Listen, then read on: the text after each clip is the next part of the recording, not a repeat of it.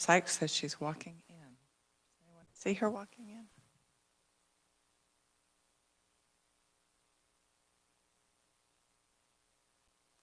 So as we work to find her, I will go ahead and I thought that we'll start with the funding component first. And I know that the revisers are still working on draft versions of that.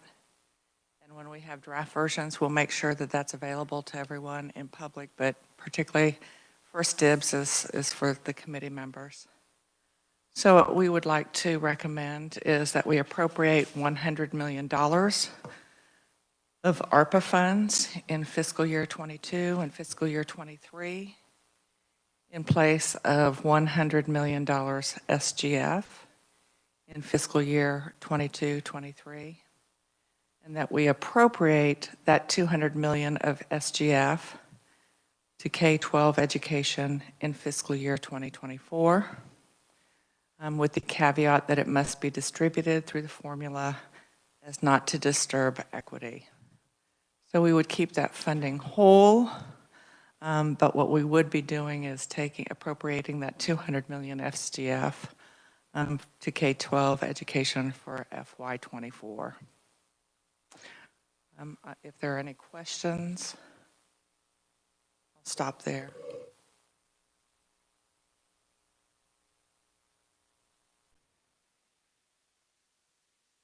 For Senator Sykes that was just able to find us, sorry, we just started.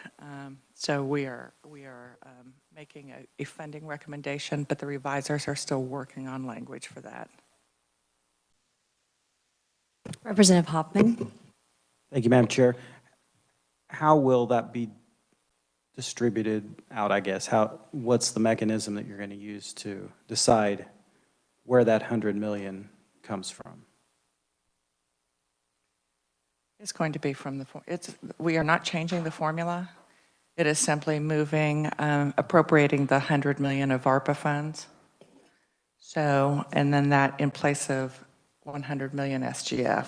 And that $100 million of ARPA funds from the education's pot or from the states? I don't have that language yet. Okay, all right. And just so everyone is clear, we as a conference committee have not met before, but leadership in both the House and the Senate have been meeting with the governor's office, so all are aware of that. But as to exactly which one, I don't have the language on that yet. Okay, yeah, thank you. So at this point, I will go ahead to education policy. The first thing that we are wanting to put in there is the concurrent enrollment, and that would have been from SB 32. That would be, we are recommending the Senate version. We do know that the House in committee made amendments to that, but I do not believe that the House has voted on that. And so at this time, our recommendation is concurrent enrollment from SB 32, the Senate version. We also are recommending that the low-income tax credit scholarship program expansion. Our recommendation is that it include the free and the reduced lunch from the language that we had earlier, but the eligibility be K through 8.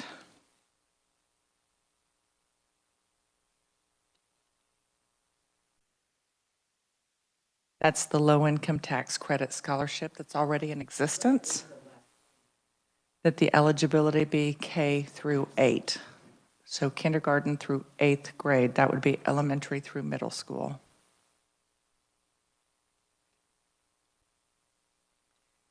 We would like to have the budget certification language, and that was language that was in the mega bill. It's also in Senate Bill 93.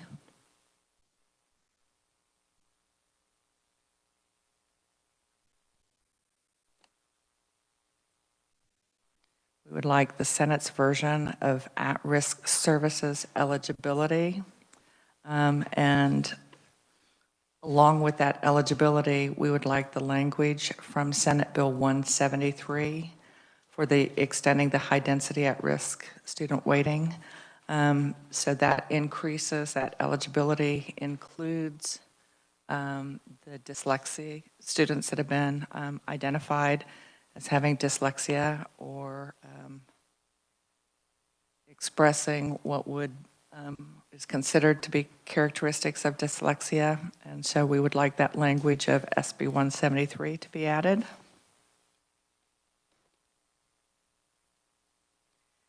We would like to have the language from our ACT bill. Those of you that are watching or listening, you know that ACT, pre-ACT, and the Work Keys ACT is available for all high school students, freshmen, and junior students at this time. The Senate language includes that students that are attending private schools would be included, as well as any students that are homeschooled that wish to participate. What was the original bill number? Let me see if I have it, and perhaps, I believe it is Senate Bill 63. And I know that Tamara, you are on the line, aren't you? Yes, Madam Chair. It is Senate Bill 63, correct? Correct. Thank you. The one thing that we will have, we would like that high density at risk weighting to sunset, that sunset extension to be 2024.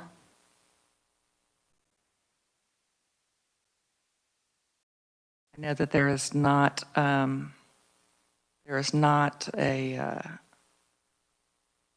sunset in Senate Bill 173 at this time, but we would like to have that sunset extension to 2024. Also in that language of 173 is a legislative post-audit that would occur calendar year of 2023. And so that does dovetail with the sunset of the 2024. So we would have the information from legislative post-audit and the hearings in both the Senate and the House would allow for not only the hearings on the legislative post-audit, but that consideration with regard to the sunset and how to extend that from that point on. Question, Madam Chair. So on the legislative post-audit, where can we find language that would outline what you are auditing? The language is in Senate Bill 173.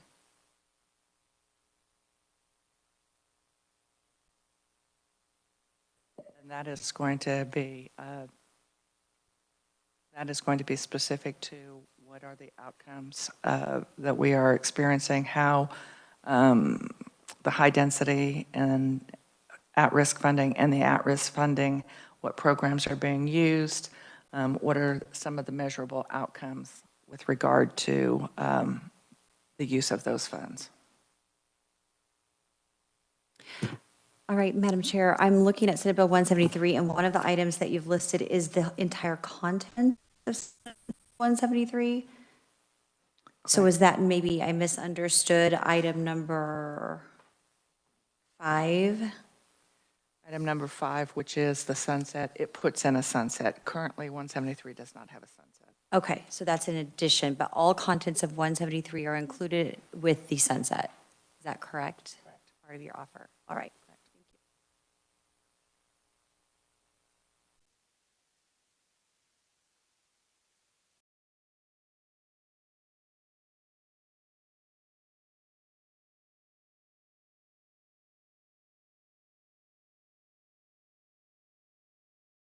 Yes. Senator Sykes. Thank you, Madam Chair. With that 173, is it as amended from the Senate Education Committee? Because we had added that distinction for dyslexia. So is that, and I know there was another provision, so is it just dyslexia or is it characterizations or characteristics? It is dyslexia and those characterizations of.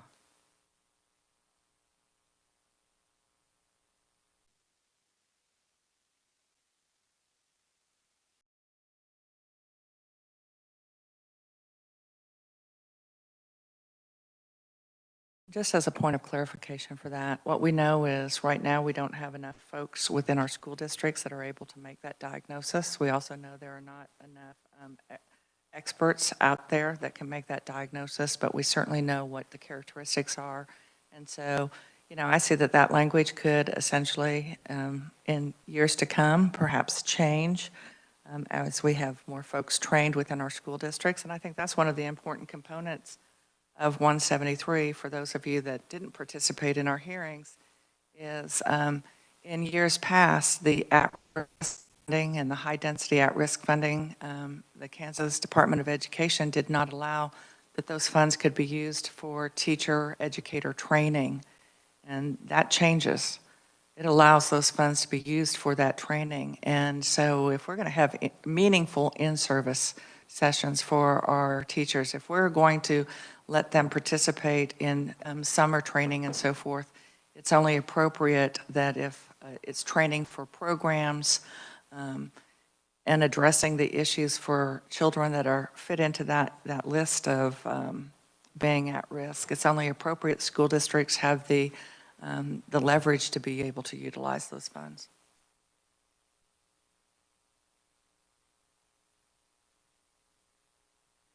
So I guess I would ask, does the House have a time that works for them to come back for another meeting? I would recommend maybe 3:30. So for those of you that are listening or watching, we are going to try for 3:30, but we will certainly get it posted, and it will. Our committee assistant for the Senate is gone today, and so that will be Roger. scheduled through your. Yes, since it's a House, well, Roger will take care of everything today. If everyone has any questions at all, Roger, we're in 286 North. He'll get it posted and then let you all know where that location will be. Thank you so much.